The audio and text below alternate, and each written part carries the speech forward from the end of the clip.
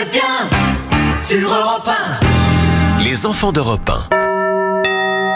Et à 7h23 sur Europe 1, Dimitri Pavlenko passe aux enfants d'Europe 1 avec ce matin la fin d'un mystère. Oui, 27 mai 2000, un plongeur archéologue retrouve par hasard l'épave de l'avion d'Antoine de Saint-Exupéry. L'auteur français, lord d'Autriche, aviateur pendant la Seconde Guerre mondiale, a disparu sans laisser de traces en 1944. Oui, c'est vrai. En 1944, Syntex a-t-il eu une panne mécanique en vol ou a-t-il été abattu par un avion allemand ? À l'époque, personne ne le sait. Et en 92, des recherches intensives pour retrouver l'avion commencent et on appelle des témoins, ceux qui ont vu tomber l'avion au large de la Méditerranée 50 ans plus tôt. Là, c'est presque la bonne direction. Il faudrait qu'il monte encore, oui, un peu plus à gauche peut-être et un peu plus haut, voilà.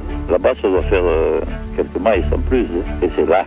Et c'est pas ailleurs, c'est là. Ce 31 juillet 44, l'écrivain et pilote Saint-Exupéry s'envole à bord d'un avion de chasse pour une mission de reconnaissance. Il doit tracer les cartes du sud de la France avant le prochain débarquement en Provence. Le plus délicat est de savoir si l'avion est tombé plus au large ou plus près des côtes.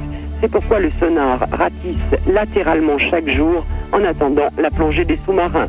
Miss Brigitte Rinaldi, Europe 1. En 2017, tout s'accélère. Les chercheurs ont enfin la preuve qu'Antoine de Saint-Exupéry a bien été abattu par un pilote allemand le 31 juillet 44 au-dessus de la Méditerranée, explique un archéologue qui a participé à l'enquête, Luc Vanrel. L'analyse d'une copie d'un microfilm de l'époque dresse le tableau des avions abattus ce jour-là. On a pu le rétablir dans sa légitime position de héros national. Et ça, c'est quand même quelque chose dont on tire une grande fierté. Il n'y a plus vraiment de mystère autour de sa mort.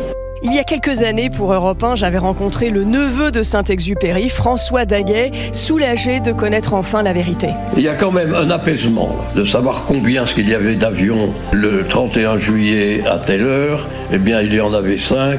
4 sont rentrés, 1 n'est pas rentré et c'était Syntex. Le neveu de Saint-Exupéry a même rencontré il y a quelques années ce pilote allemand qui a abattu l'avion de Syntex. Ce vieil homme s'était senti soulagé de parler de ce fardeau qu'il portait depuis 1944. Merci lord d'Autriche, il est l'heure de jouer. Europe 1. Et avec les enfants d'Europe 1, nous vous offrons